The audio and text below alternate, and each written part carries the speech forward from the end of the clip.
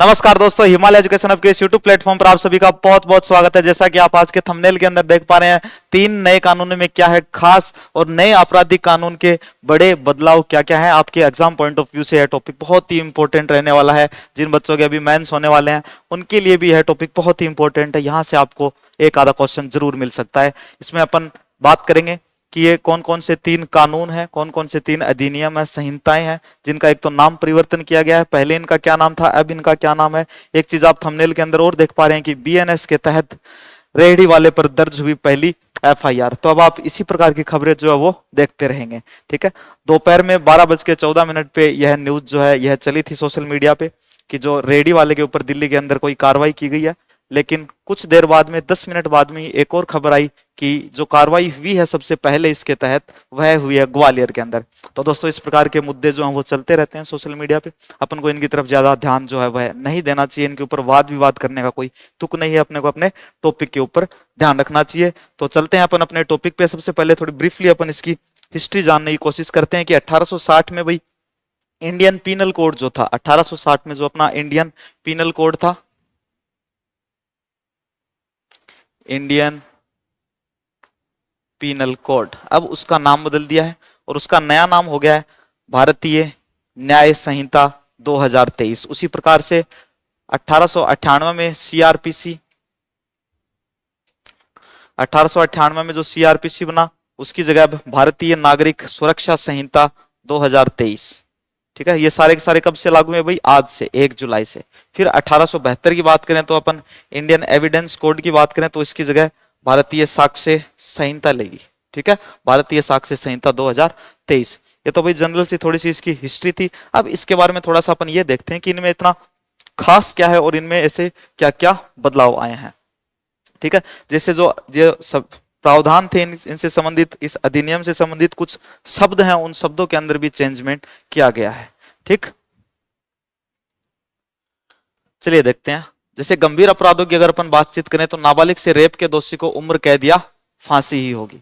ठीक, इसके बाद में पहले रेप की धारा 375 और 376 थी, अब वो कौन सी हो गई? 63 और 69 हो गई है। आप ये चीजें याद रखोगे, कोई क्वेश्चन यहां से बनते हैं कि रेप की धारा पहले 375 थी और उसके बाद में 375 और 376 थी। ठीक है, तो 1 जुलाई से यह कौन सी धारा हो गई है? कौन सी धारा हो गई है? 63 और 69। आगे देखें तो हत्या की धारा 302 थी, अब यह कौन सी हो गई? अब ये 101 हो गई। इन धाराओं को क्या भाई ऊपर लाया गया। गैंगरेप के दोषी को 20 साल तक की सजा या जिंदा रहने तक जेल की सजा होगी। ठीक, मॉब लिंचिंग में फांसी की सजा होगी। फिर एक्सीडेंट के मामले होते हैं तो वाहन से किसी के घायल होने पर ड्राइवर अगर पीड़ित को पुलिस स्टेशन या अस्पताल ले जाता है तो उसकी सजा जो है वह कम की जाएगी। ये नहीं है कि भाई वहां से भग गया। हिट एंड रन का जो मामला होता है उसके अंदर भी इसमें बहुत सारी बातें हैं। ये देखो, हिट एंड रन केस में 10 साल की जो है वो सजा मिलेगी। स्नेचिंग के लिए कानून नहीं है, अब कानून बन गया।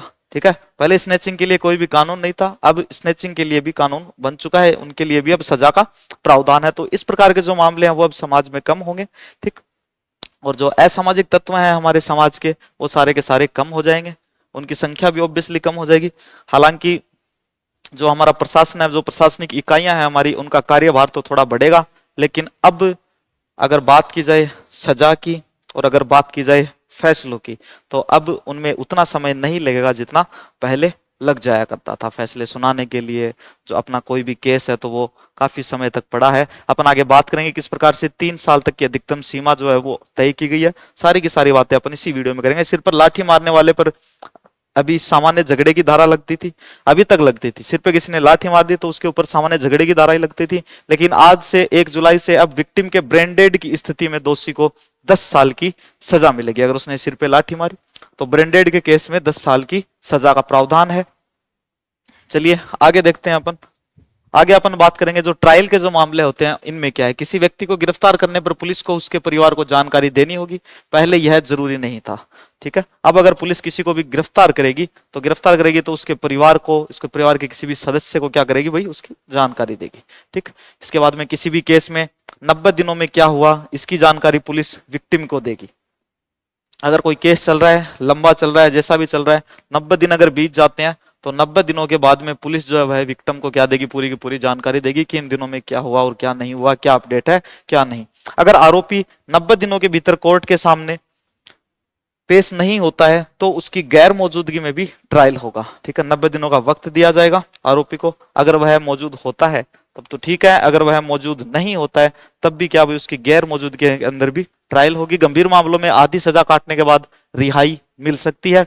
अब ट्रायल कोर्ट को फैसला अधिकतम 3 साल में देना होगा। अब ये नहीं है कि आपके जो मामले हैं, आपका कोई भी केस है, उसके फैसले नहीं आ रहे और बहुत ही लंबा समय निकल चुका है। अब भाई कोर्ट को सिर्फ और सिर्फ 3 साल का समय दिया गया है कि आप अधिकतम 3 साल ले सकते हो किसी केस के लिए, इससे ज्यादा नहीं। मुकदमा समाप्त होने के बाद जज को 43 दिन में फैसला देना होगा। फैसले के 7 दिन के भीतर सजा सुनानी होगी। दया की याचिका दोषी ही कर सकता है। अभी एनजीओ या कोई संस्थान दया याचिकाएं दाखिल करता था। अभी तक क्या भाई कोई एनजीओ होता था, ठीक है, संस्थाएं जो होती थी वो दया याचिका जो थी वो आप फाइल करती थी, दायर करते थे। लेकिन अब क्या होगा, अब जो दोषी होगा उसी की दया याचिका मान्य होगी। चलिए आगे देखते हैं अपन। 3 नए आपराधिक कानून 1 जुलाई 2024 से लागू हो जाएंगे। सबसे पहली बात आप यही याद रखेंगे कि ये जो 3 नए आपराधिक कानून है जिनके अंदर थोड़ा थोड़ा बदलाव किया गया है, कुछ गंभीर बदलाव भी किए गए हैं, ठीक, ये 1 जुलाई 2024 से लागू हो जाएंगे। सबसे पहली बात आप ये याद रखोगे, सरकार ने शनिवार 24 फरवरी को इससे जुड़ी अधिसूचना जारी कर दिया।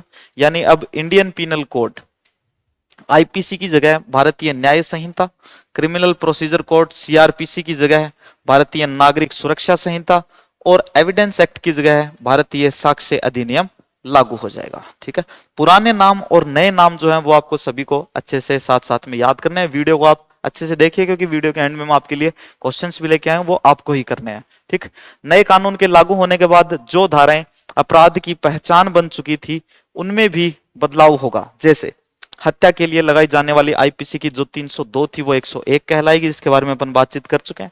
ठगी के लिए लगाई जाने वाली जो 420 की धारा लगती थी अब उसकी कौन सी होगी भाई, 316 होगी।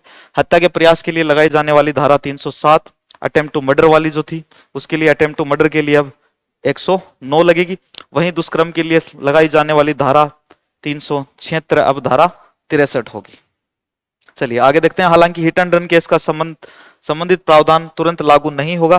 केंद्रीय गृह सचिव अजय भल्ला ने जनवरी में कहा था कि भारतीय न्याय संहिता की धारा 106(2) को लागू करने का फैसला Akhil Bharatiya motor transport Congress AIMTC से सलाह के बाद ही लिया जाएगा। ठीक है, चलिए आगे देखते हैं अपन क्या था हिट एंड रन वाला प्रावधान।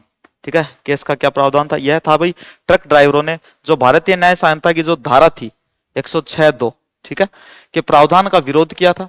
साथ ही पूरे देश में इसके खिलाफ प्रदर्शन करते हुए हड़ताल की थी। आपको पता है बहुत सारी जगह पे भाई प्रदर्शन किया गया था, हड़ताल की गई थी, ट्रक ड्राइवरों द्वारा रोडें जाम कर ली गई थी। ठीक है, तो वह यही मुद्दा था। इस धारा में प्रावधान है कि यदि किसी ड्राइवर की तेज रफ्तार ड्राइविंग से किसी राहगीर की मौत हो जाती है और ड्राइवर बिना पुलिस में रिपोर्ट किए भाग जाता है तो यह अपराध गैर इरादतन हत्या की कैटेगरी में आएगा। साथ ही आरोपी ड्राइवर को 10 साल की कैद और 7 लाख रुपए जुर्माने की सजा होगी।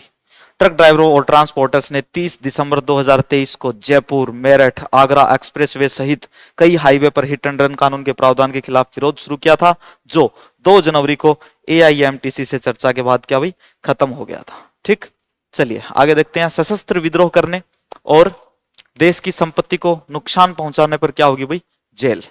अब देश की संपत्ति को अगर नुकसान पहुंचाते हो तो ध्यान रखना इस बात का, जो हमारे ऐतिहासिक किले हैं, जो स्मारक हैं, इनको अब कोई भी नुकसान नहीं पहुंचाएगा। अगर आपने वहां पे पत्थर से दिल वगैरह कुछ भी बनाया, इस प्रकार की आकृतियां बनाई, अगर आप सोचते हो कि हम ऐसी आकृति बनाते हैं तो हमारी पुस्तकों में नाम आएगा कि इस किले के वास्तुकार फलाना फलाना सिंह थे। ठीक है, तो ऐसा कुछ भी नहीं है।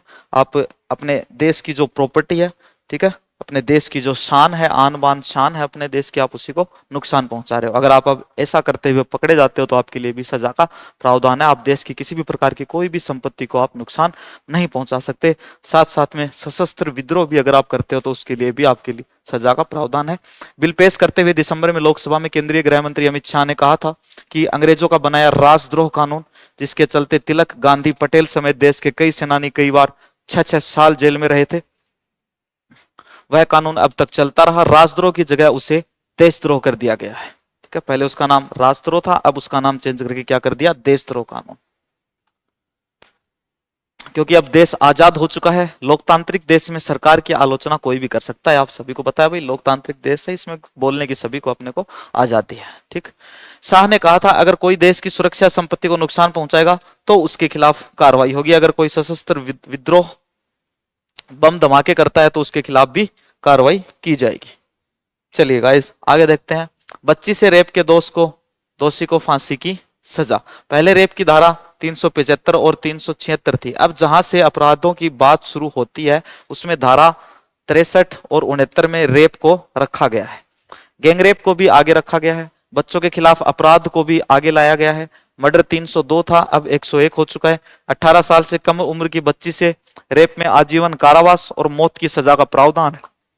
गैंग रेप के दोषी को 20 साल तक की सजा या जिंदा रहने तक जेल का प्रावधान है। ठीक है, यहीं से आपके एमसीक्यू क्वेश्चन बनते हैं भाई, याद रखा करें। अब देखिए 3 विधेयकों से क्या क्या बदलाव हुए, वेरी इंपॉर्टेंट। चलिए देखते हैं। कई धाराएं और जो प्रावधान है बदल गए हैं। आईपीसी में 511 धाराएं थी, अब 356 बची हैं। ठीक, 175 धाराएं बदल गई हैं, 8 इसमें नई जोड़ी गई हैं, 22 धाराएं इसमें खत्म हो गई हैं। ठीक है, किसकी बात कर रहे हैं अपन? IPC, Indian penal code. ठीक है, इसमें पहले कितनी थी? 511 धाराएं थी, अब कितनी बची हैं? 356 बची हैं, आप याद रखोगे। इसी तरह सीआरपीसी में 533 धाराएं बची हैं, 160 धाराएं बदली गई हैं, 9 नई जुड़ी हैं, 9 खत्म हुई हैं। पूछताछ से ट्रायल तक सुनवाई वीडियो कॉन्फ्रेंसिंग से करने का प्रावधान हो गया, जो पहले नहीं था। बहुत अच्छा चेंज है भैया। ठीक है, मौखिक रूप से आप अगर अपनी कोई रिकॉर्डिंग भी भेजते हो, आगे बातचीत भी करते हो, तो वहां से भी जो है वह आपकी गवाही वगैरह, जो आपकी पूछताछ वगैरह जो है वह मान्य होगी। सबसे बड़ा बदलाव यह है कि अब ट्रायल कोर्ट को हर फैसला अधिकतम 3 साल में ही देना होगा। इसकी बातचीत कर चुके हैं। देश में लगभग 5 करोड़ केस पेंडिंग है, इनमें 4.44 करोड़ केस ट्रायल कोर्ट में है। इसी तरह जिला अदालतों में जजों के 25,042 पदों में से 5,850 पद जो है वो खाली हैं। तो जजों के पदों पर भी भाई भर्तियां होनी चाहिए, जज भी अधिक बनने चाहिए। ठीक है, जज भी होने चाहिए, खूब सारे वकील भी होने चाहिए। चलिए आगे देखते हैं अपन। भारतीय न्याय संहिता में क्या बड़े बड़े बदलाव हुए। ठीक है, भारतीय न्याय संहिता बीएनएस, भारतीय न्याय संहिता बीएनएस की फुल फॉर्म में 20 नए अपराध जोड़े गए हैं। ठीक है, ये बीएनएस की बात कर रहे थे अपने थंबनेल के अंदर, जो लाइन लगी हुई थी कि रेडी वाले के ऊपर पहली एफआईआर बीएनएस के अंतर्गत। ठीक है, तो वह बीएनएस ही है, उसकी फुल फॉर्म है भारतीय न्याय संहिता। इसमें 20 नए अपराध जोड़े गए हैं। Organised crime, hit and run, mob lynching पर अब सजा का प्रावधान है। साथ में डॉक्यूमेंट में इलेक्ट्रॉनिक और डिजिटल रिकॉर्ड क्या है भाई शामिल है। आप डिजिटल रिकॉर्ड और इलेक्ट्रॉनिक रूप से अपने डॉक्यूमेंट जो है वो किसी को दिखा सकते हो, शो कर सकते हो। उसके बाद में बात करें, आईपीसी में मौजूद 19 प्रावधानों को हटा दिया गया है। देखो आईपीसी के 19 प्रावधानों को तो हटा दिया गया है। ठीक है, और बीएनएस के अंदर 20 नए अपराध जो है वो जोड़े गए हैं। संख्याएं थोड़ी सी नजदीक है, इसलिए आप इनको अच्छे से याद रखोगे। ठीक, आगे देखो। 33 अपराधों में कारावास की सजा बढ़ा दी गई है। 83 अपराधों में जुर्माने की सजा बढ़ा दी गई है। 6 अपराधों में सामुदायिक सेवा की सजा का प्रावधान किया गया है कि भाई 6 ऐसे अपराध हैं कि अगर आप इनमें से कोई भी अपराध करते हो तो आपको सामुदायिक सेवा करनी होगी सजा के तौर पर। चलिए अब अपन क्वेश्चंस करते हैं। सबसे पहला क्वेश्चन आपके सामने, भारतीय न्याय संहिता में कितने नए अपराध जोड़े गए हैं? बीएनएस, भारतीय न्याय संहिता, बीएनएस में कितने नए अपराध जोड़े गए हैं? इसलिए इससे जो पिछली स्लाइड थी वहीं से आपके लिए क्वेश्चन है। आप कमेंट सेक्शन के अंदर कमेंट करके जरूर बताओगे कितने जोड़े गए हैं भाई, 19, 20, 21 या फिर 22। इसका राइट आंसर है 20। चलिए आगे देखते हैं। ट्रायल कोर्ट को फैसला देने के लिए अधिकतम कितना समय दिया गया है कि आप इतने समय के अंदर कोई ना कोई फैसला जरूर देते हैं। तो समय कितना भाई? 3 साल का समय जो है वह दिया गया है। इसके बाद देखें, इंडियन पीनल कोड, भारतीय दंड संहिता कब बना था? ठीक है, इंडियन पीनल कोड, ये थोड़ा सा जो मुद्दा था, इस मुद्दे के थोड़ा सा ऐतिहासिक जो पहलू है उससे संबंधित यह क्वेश्चन आपका। इंडियन पीनल कोड तो यह कब बना भाई? 1860 के अंदर। चलिए आगे देखते हैं अपन अगला क्वेश्चन। दंड प्रक्रिया संहिता का नया नाम क्या है? ठीक है, दंड प्रक्रिया संहिता, इसका नया नाम क्या है भाई? भारतीय न्याय संहिता, भारतीय नागरिक सुरक्षा संहिता, भारतीय साक्ष्य अधिनियम, या फिर उपयुक्त? सभी कमेंट सेक्शन के अंदर कमेंट करके आप इसका आंसर जरूर बताओगे। ठीक है, इसका आंसर आपको ही बताना, मैं तो इसका आंसर आपको बताऊंगा नहीं। अगर आपको यह वीडियो अच्छा लगा तो आप वीडियो को लाइक जरूर कर देंगे, वीडियो को अपने दोस्तों तक पहुंचाएंगे, अपने फैमिली मेंबर्स तक जरूर पहुंचाएंगे, क्योंकि करंट से जुड़ा रहना बहुत ही जरूरी है। और कॉम्पिटिटिव एग्जाम्स की जो बच्चे तैयारी करते हैं, यहां से क्वेश्चन आएगा ही आएगा। इस बोर्ड के ऊपर जो 4-5 स्लाइड चली थी, वहां से क्वेश्चन 100% आएगा बच्चों। इसलिए अच्छे से तैयार रहें, दोस्तों के साथ डिस्कस करते रहें ऐसे मुद्दों पे। ठीक है, स्वयं भी इनके बारे में अधिक से अधिक जानकारियां निकालते रहें। बस इस लास्ट क्वेश्चन का आंसर जो मुझे है कमेंट सेक्शन में आप जरूर बताओगे। मिलते हैं जल्दी अगले किसी इन्फॉर्मेशनल वीडियो के साथ में, तब तक के लिए आप सभी को बाय, धन्यवाद।